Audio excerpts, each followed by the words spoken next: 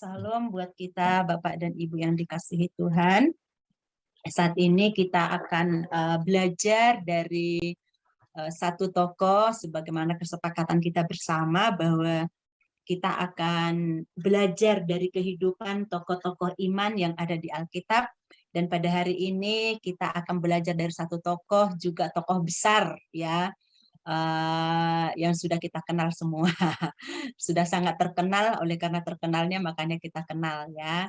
Nah, jadi tokoh ini adalah tokoh Musa, satu tokoh yang kita ketahui yang begitu luar biasa dipakai oleh Tuhan dalam panggilan hidupnya yang begitu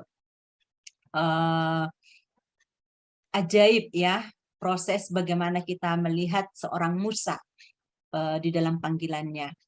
Ya, sekilas berkaitan dengan Musa, berasal dari suku Lewi, lahir di Mesir di tempat pembuangan, bukan pembuangan ya, di saat ini belum pembuangan, tapi tempat mereka diutus Tuhan ke sana ketika masa kelaparan, sehingga sebelum mereka pergi di sana Tuhan izinkan Musa lahir dan mereka tinggal di tanah Goshen. Dan dari ada satu sumber yang saya ambil, dia lahir kira-kira tahun 1500-an ya, sebelum Masehi. Dan dia meninggal di Gunung Nebo yang saat ini dikenal dengan negara Yordania pada tahun 1407 sebelum Masehi. Jadi dia berusia 120 tahun ketika dia meninggal. Meninggalnya masih misteri sampai pada hari ini ya. Tidak tahu di mana letak kuburannya. Istrinya adalah Sipora. Dia punya ayah yang bernama Imran, ibunya Yokebed, dan saudara-saudaranya juga adalah terkenal di Alkitab, juga tokoh-tokoh yang luar biasa, yaitu Harun dan Miriam. Dia punya anak yang namanya Gersom dan Eliezer. Arti nama Musa juga sebagaimana yang sudah kita ketahui bersama, artinya air, gitu ya. Usas artinya menolong atau menyelamatkan. Nama ini ternyata diberikan oleh putri Firaun sesuai dengan kisah ditemukannya dia, ya, sebagaimana yang ada di dalam kitab Keluaran 2 ayat 10. Jadi kisah ini ada di kitab Keluarannya. Di dalam Keluaran kita tahu bahwa putri Firaun ketika saat itu kemudian mengambil Musa dan menjadikannya sebagai anak, ya, sehingga dia besar di sana. Ya, fakta kelahiran Musa yang kita lihat adalah pada saat itu Israel menjadi budak di Mesir, ya, setelah pergantian beberapa waktu. Kemudian orang-orang yang dikenal oleh Raja Mesir sudah tidak ada lagi gitu ya, dan yang memerintah di Mesir sudah tidak mengenal lagi orang-orang Israel yang ada, sehingga Israel diperlakukan menjadi berbeda daripada awal-awal mereka tiba di sana. Jadi ketika Musa lahir itu Israel sudah menjadi budak di Mesir, ya, mereka mengalami perbudakan yang kurang manusiawi lah ya. Nah, tetapi pada saat itu Musa lahir, dan pada saat itu juga oleh karena perkembangan orang Israel di Mesir itu pesat, sehingga akhirnya muncullah dari perintah raja untuk setiap anak laki-laki itu harus dibunuh, ya, setiap anak laki-laki. Dan itu adalah pas kelahiran juga Musa. Perintah itu sudah keluar. Dia dibuang ke sungai, ditemukan putri Firaun. Nah, tetapi kemudian kita melihat bahwa sekalipun Musa budak, tetapi kemudian dia memiliki status bangsawan sebagai putra mahkota atau pangeran. Dia budak tetapi berbeda dengan orang-orang sebangsanya karena dia hidup di istana megah. Dia bisa menikmati makanan yang enak, pendidikan yang baik, materi bahkan skillnya juga dia dibekali dengan sangat baik. Ya, itulah kehidupan Musa. Dia memiliki orang tua yang hebat sehingga Musa tidak lupa identitasnya. Ya, jadi ini beberapa hal berkaitan dengan kehidupan Musa. fakta kelahiran Musa. Ya, jadi Musa tokoh penting adalah cikal bakal lahirnya sebuah negara atau bangsa yang besar yaitu Israel. Jadi kalau kita lihat proses kelahiran Musa ya, tidak ada mungkin pada masa itu yang menduga bahwa Musa adalah seorang anak yang kelak akan menjadi seorang leader yang hebat. Di tengah-tengah kondisi Israel sebagai budak di Mesir, siapa yang akan pernah berpikir bahwa Musa, bayi seorang budak ya yang hidup di negara orang lain, lahir pada masa-masa di mana mereka sangat susah. Siapa yang pernah menduga, siapa yang pernah mengira bahwa anak ini adalah ya calon pemimpin hebat, calon pemimpin besar. Tidak ada pernah yang bisa mungkin memikirkan hal itu. Semua orang Israel punya mimpi, tidak ada mimpi yang besar karena mereka sadar siapa mereka yang saat ini ada menumpang di daerah Mesir. Pasti tidak ada yang mengira satu pun di antara mereka akan muncul menjadi orang hebat. Dan bahkan mungkin juga orang-orang Mesir pun ya tidak mungkin mengira bahwa dari antara budak-budak mereka itu akan muncul seorang pemimpin yang hebat. Tetapi itulah Tuhan yang memegang kendali atas sejarah, yang memegang kendali atas kehidupan umat manusia. Kalau Tuhan sudah berkata, kalau Tuhan sudah merancang, kalau Tuhan sudah berencana, tidak ada kondisi manusia yang bisa mengubah, menghambat, menghalangi rencana Allah itu. Pada situasi apapun posisinya atau apapun statusnya, tidak akan pernah bisa mengubah ya rancangan Allah atas hidup seseorang, kecuali orang itu sendiri yang tidak mau tunduk kepada kehendak Allah. Tetapi ternyata pada masa orang tidak punya mimpi, pada masa orang tidak punya harapan, Tuhan terus berkarya mengerjakan rencananya, karena memang sejak awal Tuhan sudah berkata kepada Abraham bahwa mereka akan menjadi suatu bangsa yang besar dan mereka akan memiliki suatu tanah perjanjian yang dijanjikan oleh Tuhan. Bisa mimpi itu seakan-akan hampir sirna ketika mereka mengalami waktu yang lama menjadi budak di tanah Mesir. Seakan-akan harapan itu mungkin sudah tidak ada. Bagaimana mungkin? Mereka tidak terpelajar, tidak ada kesempatan untuk belajar. Tidak ada kesempatan bagi mereka untuk latihan perang untuk bisa mengalahkan orang Mesir untuk keluar dari sana. Jika dilihat dari situasi, semuanya pintu tertutup. Semuanya tidak ada peluang yang terlihat bahwa nasib mereka akan berubah. Tidak ada kesempatan rasanya untuk bisa mereka memiliki kehidupan yang lebih baik. Karena kondisi mereka sebagai budak menumpang di bangsa orang lain. Dan mereka hanya punya tanah kecil yang diizinkan mereka berada di sana. Tetapi Tuhan kita sudah, ya, ibarat kayak sutradara itu ya, sudah tahu semuanya, sudah merancang semuanya. Ketika manusia hampir lupa, Tuhan kita nggak pernah lupa akan rancangannya terhadap umatnya. Entah itu beratus tahun, beribu tahun sekalipun, Tuhan tetap ingat akan janjinya. Sehingga ketika di tengah-tengah bangsa Israel sudah tidak lagi mungkin mengingat akan janji itu, ya, Tuhan justru mengizinkan Musa lahir. Dan mereka tidak pernah tahu. Dan bapak, mama daripada Musa pun mungkin tidak pernah tahu.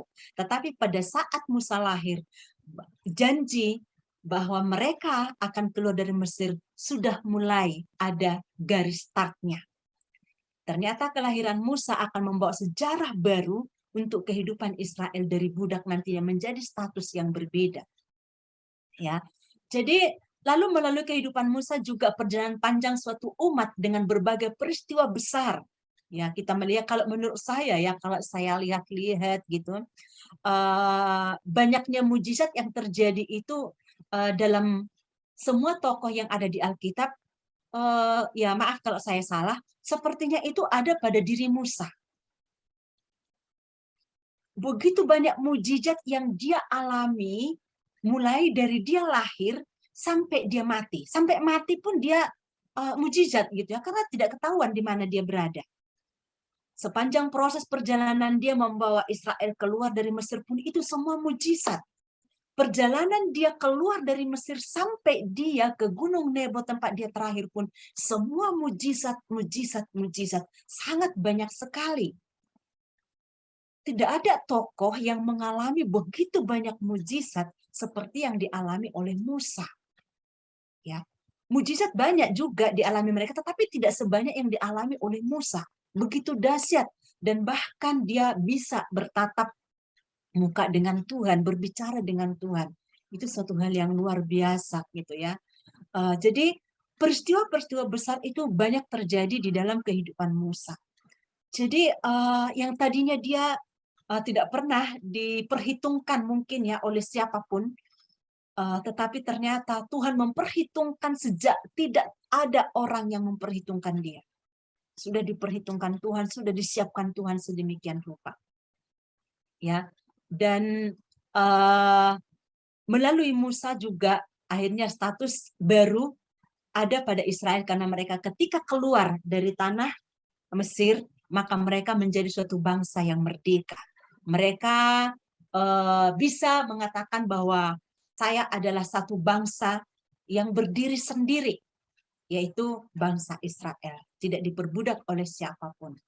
Ya, jadi Musa merupakan satu tokoh yang dipersiapkan oleh Tuhan dengan caranya sendiri, yang secara akal manusia tidak mungkin muncul tokoh besar di dalam kondisi bangsa Israel sebagai budak, dan di tengah kondisi bangsa Mesir yang begitu kuat ada memperbudak mereka.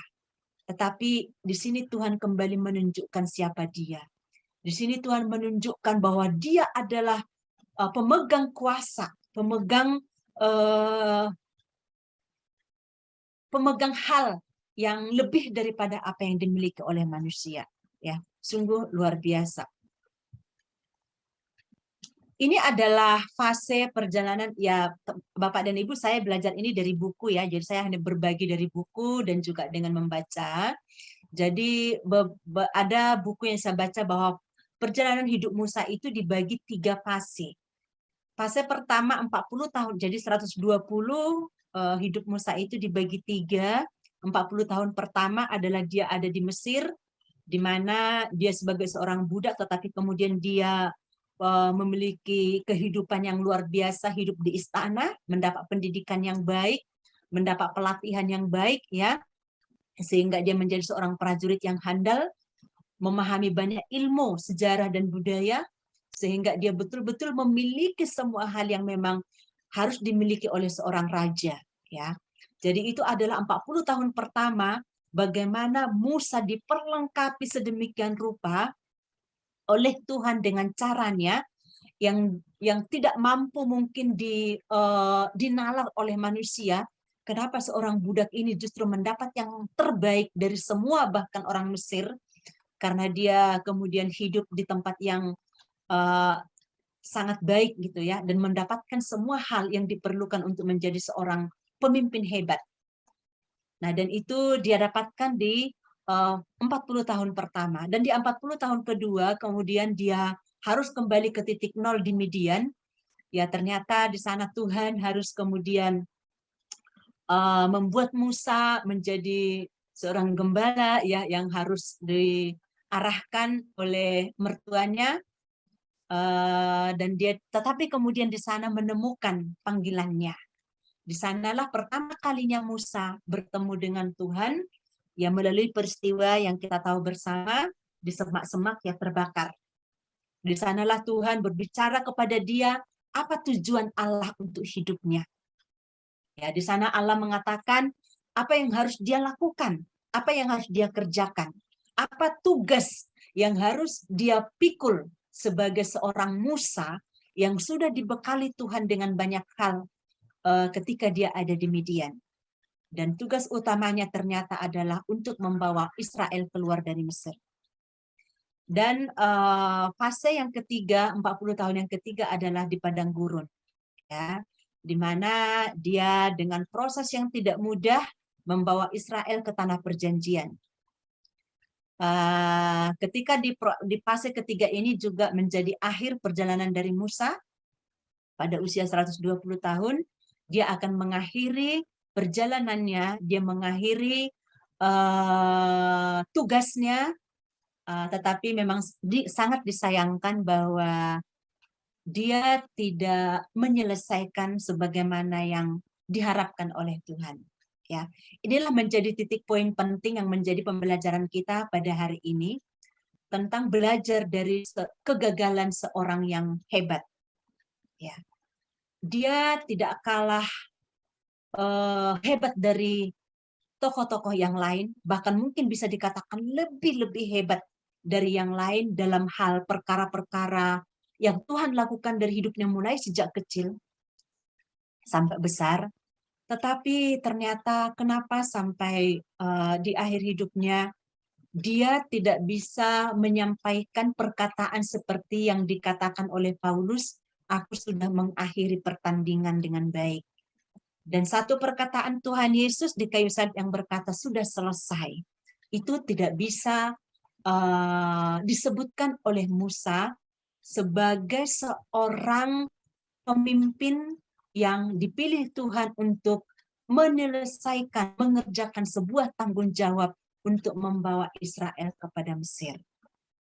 Ya, jadi ini menjadi satu pembelajaran nanti yang akan kita sharing bersama, bahwa besarnya kita dipakai Tuhan, hebatnya kita dipakai Tuhan, tidak menjadi ukuran untuk bisa menyelesaikan sebuah tugas. Tidak bisa menjadi ukuran untuk kita bisa berkata, aku sudah selesai. Tetapi ada hal penting yang sangat menarik, di mana yang membuat letak kegagalan daripada Musa. Ini adalah karakter Musa yang tercatat di dalam Alkitab. Dia adalah seorang yang lembut hati. Alkitab mencatat tidak ada seorang pun di muka bumi yang hatinya lembut seperti Musa. Tetapi ternyata kemudian ada juga karakter yang berbanding terbalik di dalam diri Musa, di dalam diri yang sama. Di satu sisi dia lembut hati, tetapi juga dia punya karakter yang lain, yaitu pemarah.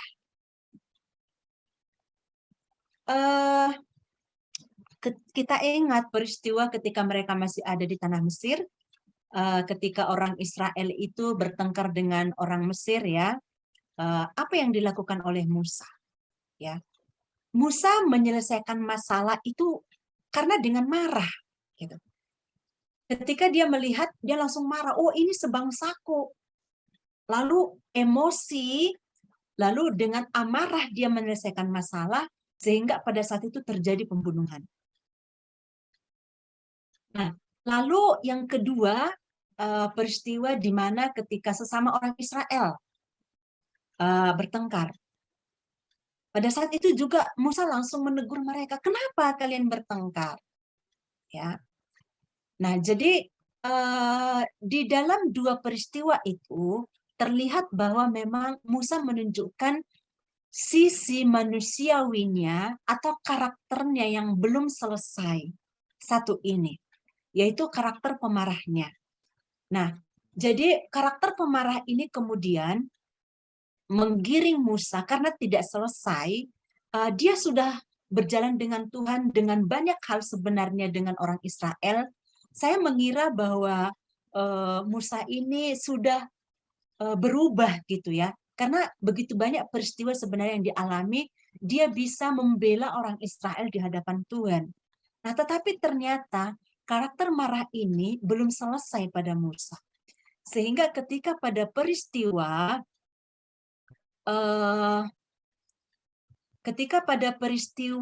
di mana orang Israel itu mengalami kehausan, mereka lalu marah kepada Musa untuk meminta air.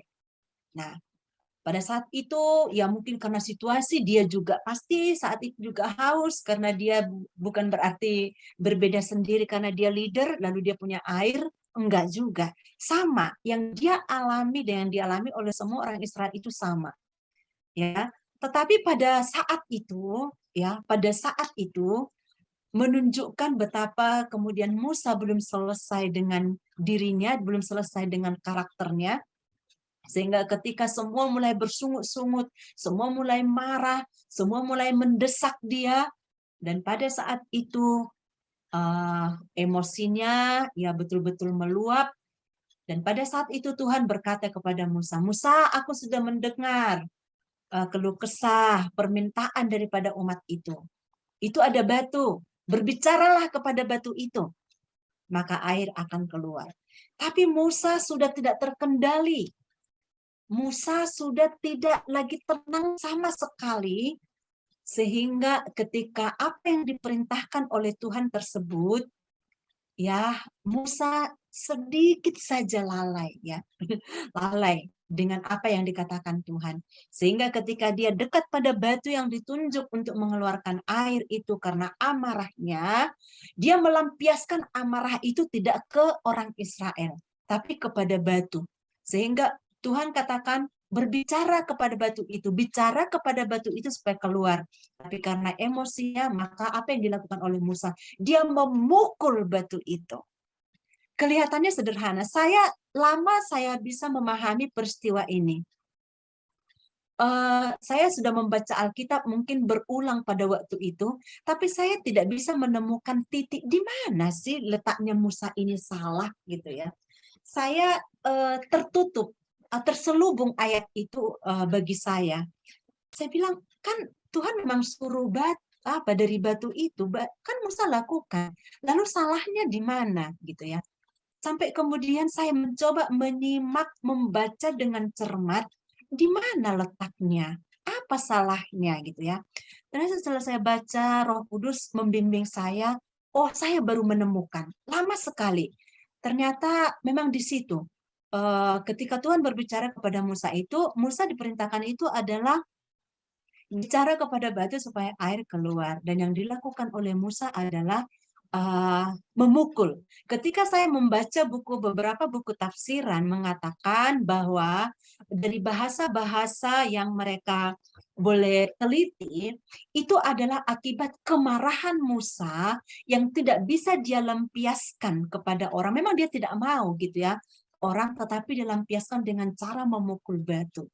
Tetapi pelanggaran itu Tuhan katakan, Musa engkau melanggar kekudusanku. Ya, tegas Tuhan berkata, Musa, engkau melanggar kekudusanku.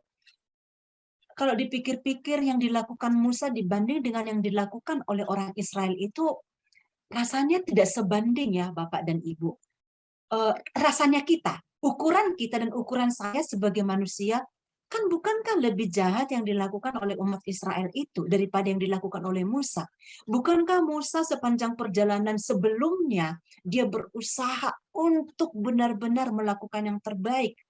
Kalau hanya ini, kenapa ya kok Tuhan sampai semarah itu? Ya, jadi di sini saya melihat semakin tinggi level seseorang di hadapan Tuhan, itu ya, semakin tinggi juga konsekuensinya. Gitu ya. Jadi konsekuensi kita ini ya tidak sama dengan orang-orang yang kita pimpin. Di sini saya lihat, jadi orang Israel itu banyak sekali pemaafan yang Tuhan kasih, banyak sekali pemaafan, besar sekali. Tapi bagi Musa tidak lagi level itu. Ya. Tidak lagi level pemaafan seperti yang Tuhan lakukan kepada umat Israel. Sudah beda levelnya. Jadi makanya Tuhan bilang, Musa, engkau melanggar kekudusanku. Dan itu juga merupakan titik terakhir Tuhan berkata bahwa engkau tidak layak masuk ke tanah perjanjian. Ini menjadi alarm buat kita Bapak dan Ibu. Kalau dosa yang sudah berulang-ulang ya, Musa kan memang lemahnya sudah di situ ya, dia terjebaknya di situ. Tetapi kemudian ternyata dia tidak selesai sampai kepada ke titik di mana Tuhan berkata langsung kepada dia melakukan satu perintah, tetapi Musa kerjakan dengan emosi, akhirnya salah. Akhirnya tidak tepat dan sampai melanggar kekudusan Tuhan. Karena engkau tidak menghargai aku di hadapan umat Israel. Kalau kita pikir, apakah orang Israel mendengar Tuhan berkata seperti itu langsung kepada Musa? Ya,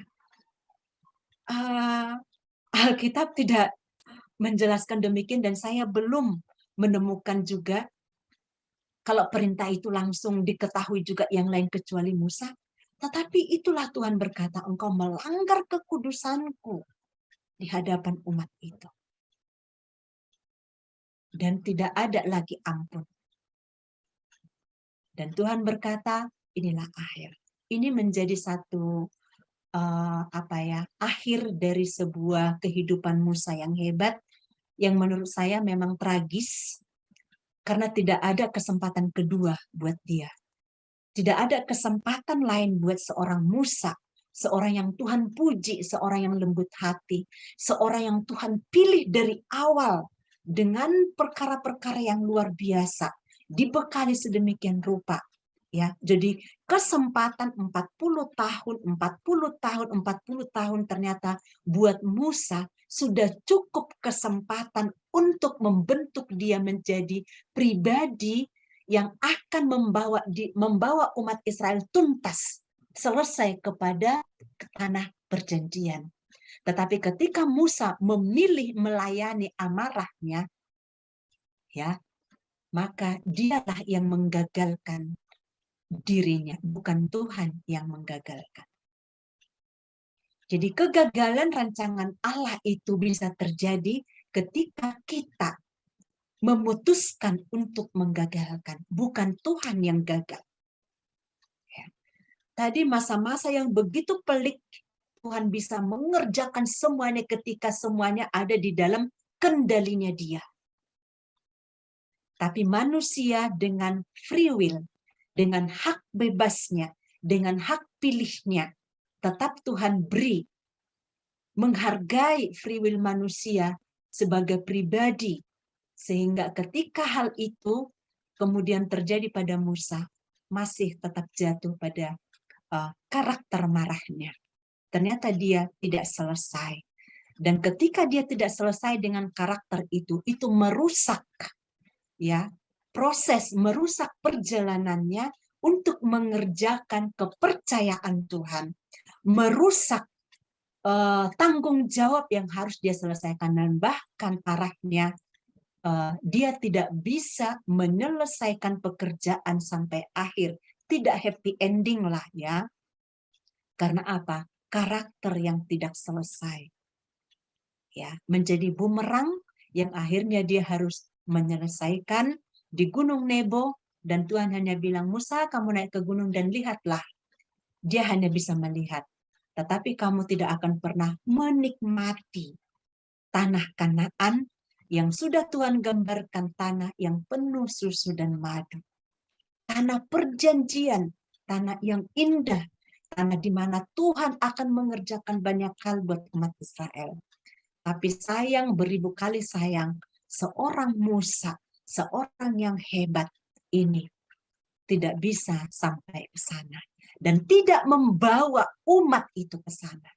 Untungnya ya, untungnya dia memuridkan, ya, luar biasanya sih, dia memuridkan seorang leader, young leader, yaitu Yosua, yang kemudian bisa melanjutkan. Jadi ketika hal-hal seperti ini terjadi, Tuhan tahu ya sampai di titik mana Musa akan berakhir, dan Tuhan juga menolong, sudah mempersiapkan leader berikutnya. Jadi pelajaran menarik ya di sini. Kehebatan, mujizat tidak menentukan seorang bisa menyelesaikan panggilannya. Yang kedua, ya, Tuhan tidak akan pernah berhenti dengan rencananya, termasuk dalam rencana untuk membawa Israel ke tanah perjanjian. Karena kemudian dia akan bisa mempersiapkan kapan saja, siapa saja, Bahkan Yosua yang hanya dibina sepanjang perjalanan mereka menuju tanah Kanaan pun mampu menjadi seorang pemimpin yang hebat. Itulah Tuhan kita. Jadi tidak perlu seseorang merasa bahwa saya itu amat terlalu diperlukan. Saya itu pemimpin yang amat terlalu dibutuhkan. Kalau tanpa saya tidak akan bisa. Kita tidak perlu ada perasaan yang demikian. Karena sehebat apapun leader pergi, akan muncul leader yang akan hebat juga. Saya melihat proses pesat juga seperti itu gitu ya. Ketika leader hebatnya nggak ada, muncul yang baru. Ketika ini pergi, muncul selalu ada. Bahkan juga di cabang-cabang pun seperti itu. Ketika si ini sudah selesai, harus kemana, akan muncul, akan muncul, akan muncul. Jadi saya percaya bahwa tampuk kepemimpinan kapanpun akan selalu Tuhan munculkan kalau sudah tiba waktunya. Jadi tidak ada perlu seseorang itu merasa bahwa tanpa aku ini tidak akan bisa terjadi, ya, karena bisa saja keangkuhan itu menjadikan kita nantinya tidak bisa menyelesaikan bagian kita, ya. Jadi Bapak dan Ibu yang dikasihi oleh Tuhan, ini poin penting yang saya pelajari dari proses kehidupan Musa. Yang pertama adalah peran orang tua yang luar biasa. Saya mengakui kehebatan Yokebed dan Imran, ayahnya Musa. Walaupun mereka ada sebagai budak dan Musa itu sudah menjadi anak angkat daripada Firaun, putri Firaun, tetapi penanaman iman itu sungguh luar biasa dikerjakan oleh orang tuanya, sehingga ketika dia menjadi pangeran yang hebat, punya ilmu yang hebat, dia tetap sadar dia adalah asli Yahudi. Dia adalah asli orang Israel. Dia tidak pernah menjadikan dirinya Mesir. Ini peran orang tua yang luar biasa. Sehingga ketika ada perselisihan tadi itu menunjukkan walaupun caranya tidak tepat, ya, cara yang dilakukan belum tepat, tetapi satu hal yang bisa kita lihat dari situ adalah dia sadar identitasnya. Dia tidak lupa identitas. Ini adalah peran orang tua. Jadi penanaman iman sejak dini tampak pada apa yang dikerjakan oleh orang tua Musa kepada Musa. Jadi pendidikan dasar, iman dari dasar itu adalah satu poin yang luar biasa yang harus dikerjakan oleh orang percaya. Yang kedua, Tuhan akan mengerjakan bagiannya dengan cara apapun. Jadi kita nggak perlu ragu, Tuhan itu bisa mengerjakan janjinya, rencananya dengan cara apapun. Yang sering diragukan itu harusnya kita, tapi bukankah seringkali kita meragukan Tuhan, tapi kita sadari, bahkan kadang kita sadari dengan bertanya, kok begini Tuhan? Bukankah kadangkala kita itu sudah hampir masuk kepada tanda ragu? Kenapa lagi kita harus ragu? Tuhan punya banyak cara. Entah siang, entah malam dia sanggup melakukannya. Kita lihat tadi posisi orang Israel ketika mereka ada menjadi budak, tidak ada rasanya pintu, tidak ada kesempatan. Tapi bukankah Tuhan tetap bekerja bahkan di tempat yang tersembunyi sekalipun untuk rancangannya? Jadi kita tidak perlu ragu. Yang ketiga adalah mempersiapkan pemimpin berikutnya. Poin penting di dalam kehidupan Musa. Dia mempersiapkan Yosua. Cuma sayang ya, Yosua tidak mempersiapkan generasi berikutnya, putus ya. Tetapi Musa luar biasa ya.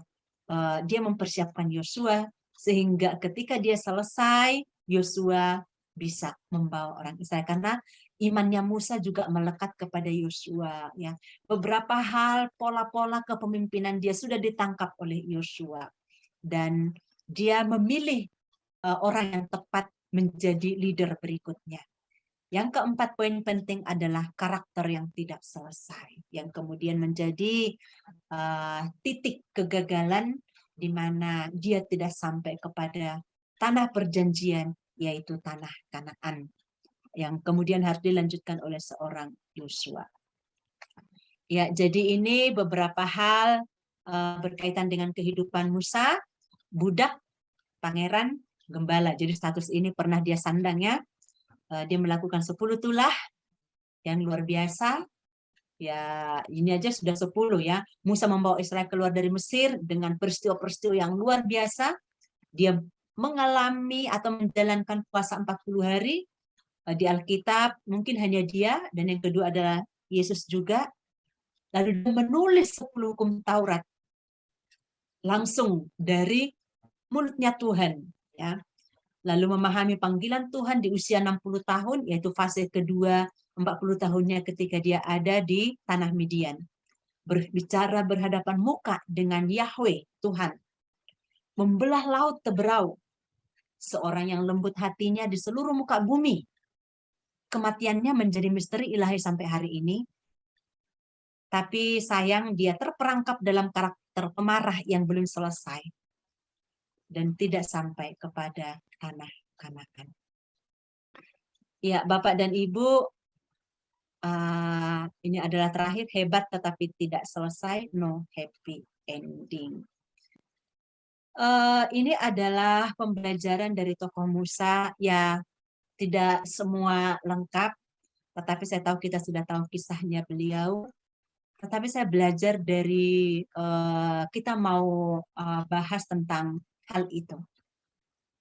Kegagalan dia oleh karena ada hal yang tidak selesai di dalam dirinya. Bagaimana kita menyikapi hal ini di dalam kehidupan kita? Ya, bagaimana kita secara pribadi merefleksikan atau mengambil pembelajaran dari tokoh ini di dalam hidup kita untuk perjalanan kita ke depan.